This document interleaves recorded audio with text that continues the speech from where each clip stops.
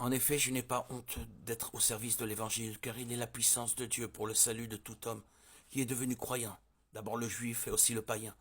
Cet Évangile révèle la justice de Dieu, qui sauve par la foi, du commencement à la fin, comme le dit l'Écriture. C'est par la foi que le juste vivra. Or, la colère de Dieu se révèle du haut du ciel, contre tout refus de Dieu et contre toute injustice, par laquelle les hommes font obstacle à la vérité. En effet, ce qu'on peut connaître de Dieu est clair pour eux, car Dieu lui-même le leur a montré clairement.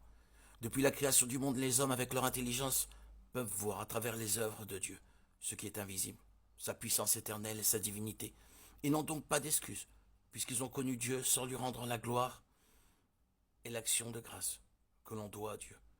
Ils se sont laissés aller à des raisonnements qui ne mènent à rien, et les ténèbres ont rempli leur cœur sans intelligence. Ces soi-disant sages sont devenus fous. Ils ont échangé la gloire du Dieu immortel contre des idoles représentant l'homme mortel, ou des oiseaux, des bestiaux et des serpents.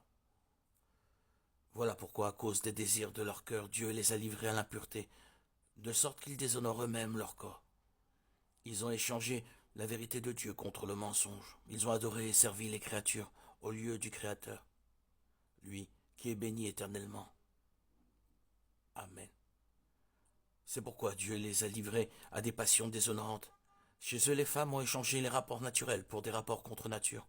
De même, les hommes ont abandonné les rapports naturels avec des femmes pour brûler de désir les uns pour les autres. Les hommes font avec les hommes des choses infâmes. Ils reçoivent en retour, dans leur propre personne, ce qui devait leur arriver pour leur égarement.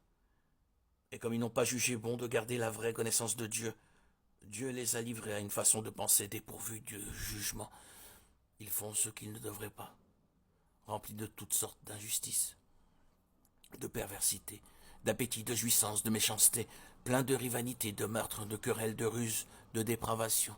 Ils calomnient, ils médisent. Ils ont la haine de Dieu. Ils sont orgueilleux, arrogants, fanfarons, ingénieux à faire le mal, révoltés contre leurs parents, sans intelligence, sans loyauté, sans affection, sans pitié. Ils savent bien que, d'après la décision de Dieu, ceux qui font de telles choses méritent la mort.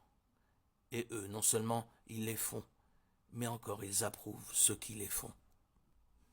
Lettre aux Romains 1,16 32.